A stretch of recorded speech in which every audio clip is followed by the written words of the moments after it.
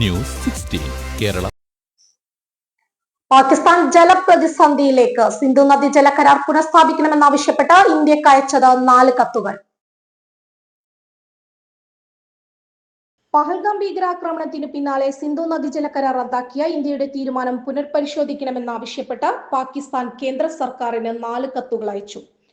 Pak ജലവിഭാഗം secretary Sayyid Ali Murtaza ജലശക്തി മന്ത്രാലയത്തിന് അയച്ച കത്തുകൾ വിദേശകാര്യ മന്ത്രാലയത്തിന് ഫോർവേഡ് ചെയ്തെന്നാണ് സർക്കാർ വൃത്തങ്ങൾ നൽകുന്ന സൂചന. കടുത്ത ജലപ്രതിസന്ധിയിലേക്ക് കടക്കുന്നുവെന്ന റിപ്പോർട്ടുകൾക്കിടെയാണ് തുടർച്ചയായി കത്തയക്കുന്നത്.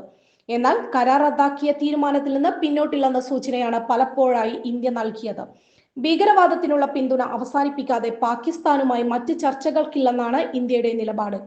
രക്തവും ജലവും ഒരുമിച്ചൊഴുകില്ലെന്ന് പ്രധാനമന്ത്രി മോദി പഹൽഗാം ഭീകരാക്രമണത്തിന് പിന്നാലെ വ്യക്തമാക്കിയിരുന്നു. അതിർത്തി കടന്നുള്ള ഭീകരാക്രമണം തടയാനുള്ള ശക്തമായ നടപടി പാകിസ്ഥാൻ സ്വീകരിച്ചെന്ന് ഉറപ്പാക്കിയ ശേഷമേ കരാറുമായി ബന്ധപ്പെട്ട വിഷയത്തിൽ ഇനി ചർച്ചയുണ്ടാകൂ എന്നാണ് ഇന്ത്യയുടെ നിലപാട്. ഓപ്പറേഷൻ സിന്ദൂറിന് പിന്നാലെ ഇന്ത്യയുമായി സമാധാന ചർച്ചയ്ക്ക് തയ്യാറാണെന്ന് പാക് പ്രധാനമന്ത്രി ഷഹബാസ് ഷെരീഫ് അറിയിച്ചിരുന്നു. സിന്ധു നദി പാകിസ്ഥാന്റെ ജീവരേഖയാണെന്നും നീരൊഴുക്ക് കുറഞ്ഞാൽ പാക് ജനതയ്ക്ക് കൃഷി നടത്താനാകാതെ പട്ടിണി മരണം സംഭവിക്കുമെന്നും പ്രതിപക്ഷ കക്ഷികൾ പാകിസ്ഥാൻ പാർലമെന്റിൽ ചൂണ്ടിക്കാട്ടിയിരുന്നു. സിന്ധു നദി വ്യവസ്ഥയിൽ 6 നദികളിലെ ജലത്തിന്റെ ഉപയോഗവുമായി ബന്ധപ്പെട്ട് ഇരു രാജ്യങ്ങളും തമ്മിൽ 1960 ഒപ്പുവെച്ച കരാറാണ് ഇന്ത്യ റദ്ദാക്കിയത്. നേരത്തെ പാകിസ്ഥാനിലെ പഞ്ചാബ് പ്രവിശ്യയിൽ വേനൽക്കാല കൃഷി വിളയിറക്കാനുള്ള തയ്യാറെടുപ്പുകൾ നടക്കുന്നതിനിടെ സിന്ധു നദി തടത്തിൽ കടുത്ത ജലക്ഷാമം നേരിടുന്നതായി റിപ്പോർട്ടുകൾ വന്നിരുന്നു. സിന്ധു നദിയിലെ തർബേല, ജലം നദിയിലെ മംഗള അണക്കെട്ടുകളിൽ ജലനിരപ്പ് വളരെ താഴ്ന്ന നിലയിലാണ്.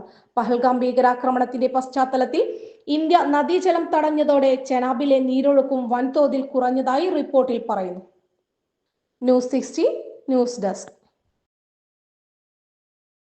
പക്ഷമില്ല, വിവേചനമില്ല. നേരിനൊപ്പം, നാടിനൊപ്പം, നാട്ടുകാർക്കൊപ്പം.